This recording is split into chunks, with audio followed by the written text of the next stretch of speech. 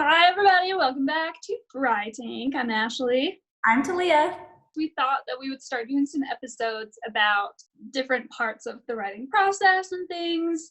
So today we're going to talk about plotting. This is by no means a writing course or a lecture. Yeah, we'll give you a rundown of our techniques and what we've heard time and time again. We told you in one of our past videos, we went to Futurescapes. And something I heard there that I absolutely loved, you can be an amazing writer, but have a terrible plot, and your story's not really going to go anywhere. But you could be a terrible writer and have an amazing plot and sell your book to millions. That means that all it takes is creativity, and I think everybody has creativity. So anybody can write a really good book. You just have to work with the plot. There's a reason why people stick to a typical structure of a plot that we've all heard: the starting point, the rising action, the climax, and then the falling action. It's a trend we see over and over and over again. Every scene that you write should all point you toward that climax. If you can't identify what it is in that scene that points you in that direction, cut it or add something. That's the magic spell to get the reader to be like, oh my gosh, everything fell into place so perfectly. And I'm still working really hard on that because that's really tricky to get everything to point that way. But if you can do it, you've got it in the bag.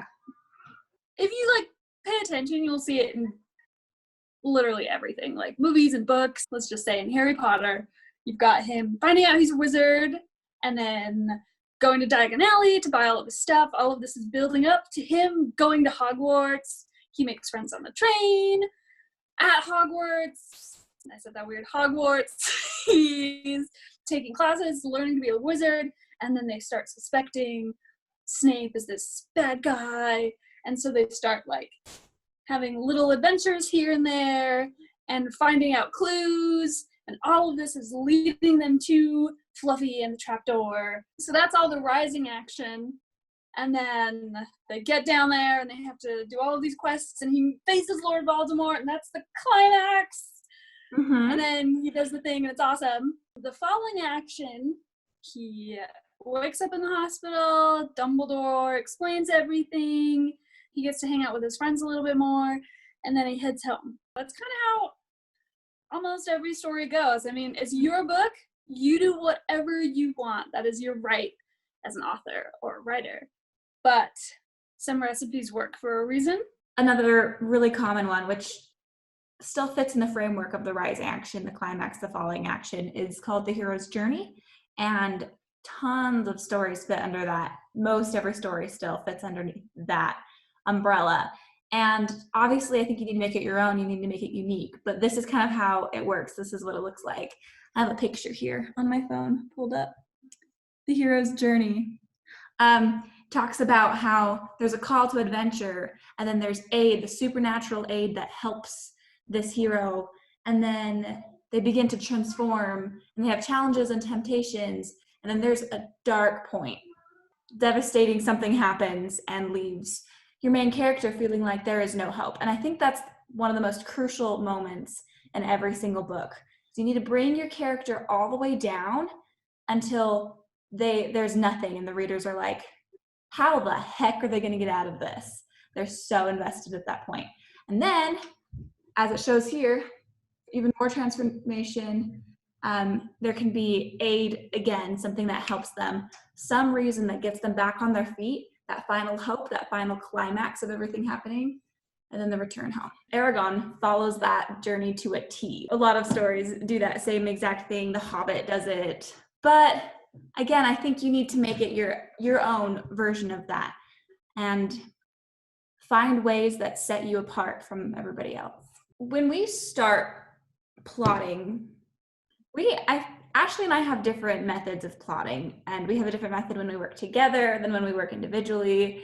And I know a lot of people have their own preferences, but I think it's really interesting. There's people that we call the pantsers that don't do any plotting at all, and they just start writing a book. And that works for people sometimes. They can just plunge in and go, and it comes to them as they write.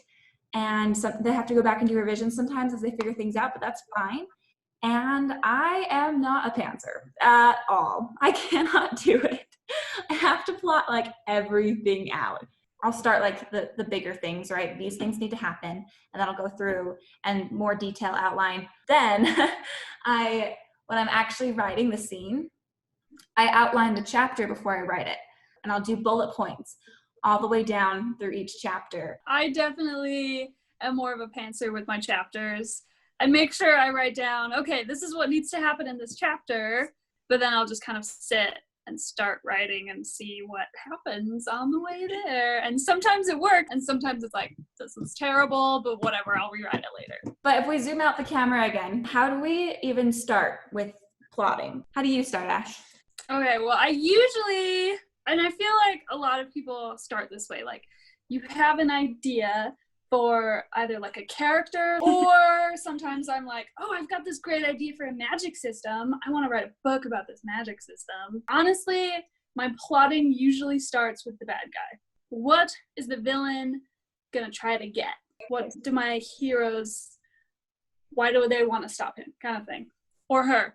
Villains can be either gender.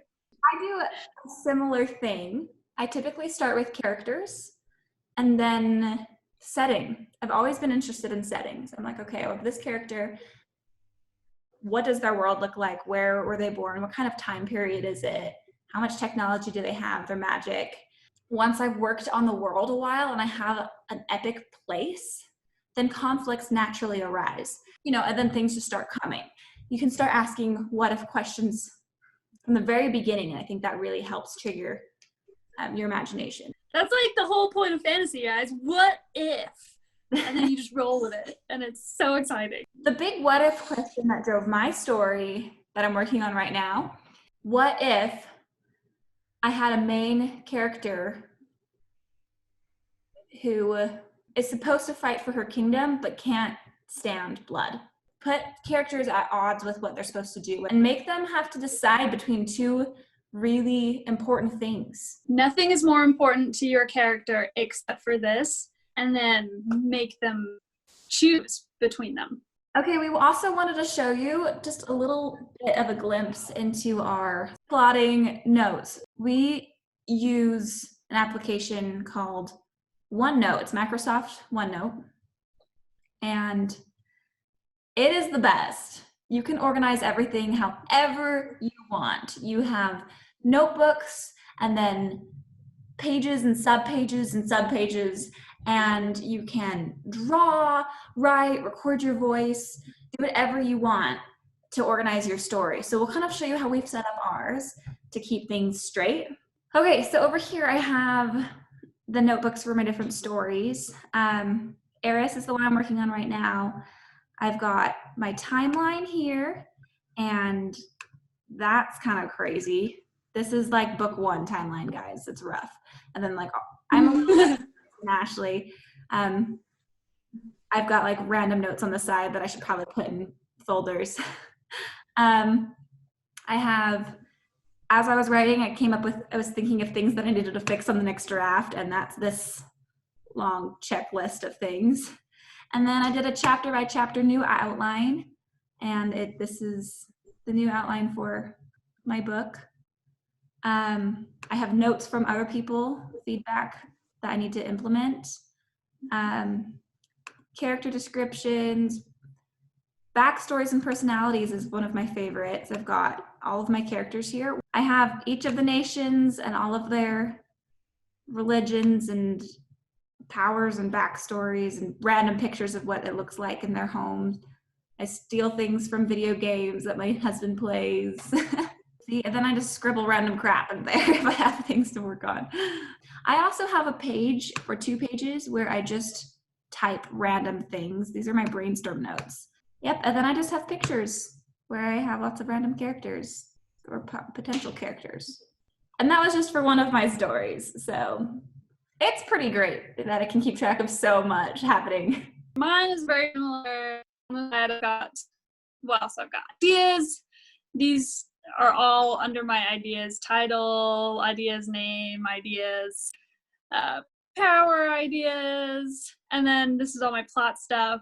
I've got 3 books that I've kind of started mapping out what I can. Book 1, I've got, here's my starting point, catalyst, viewpoint, all of these important things that each of my characters are going to go through. Here's my brainstorm page. This was my first draft timeline. This is my second draft. I've just got bullet points for chapters, and I've drawn 1, 2, 3, 4 chapters. And I've only plotted out to chapter 16. That's kind of where my pantsing comes in, I guess. And then I also have like things to do on the next draft. And then for like my characters, here's a relationship map, how they all relate to each other. There's one of my main characters. This is like one of my favorite parts of my OneNote. This is like a map of my world. I've drawn out a timeline, which was so fun. And then just like random information about each of my kingdoms. And here are all of my other books that one day maybe I'll get to. We hope you enjoyed our plotting episode. We're going to be doing more writing episodes in the future on characters and pacing and conflict and a few other things. So let us know if there's something specific you want us to talk about.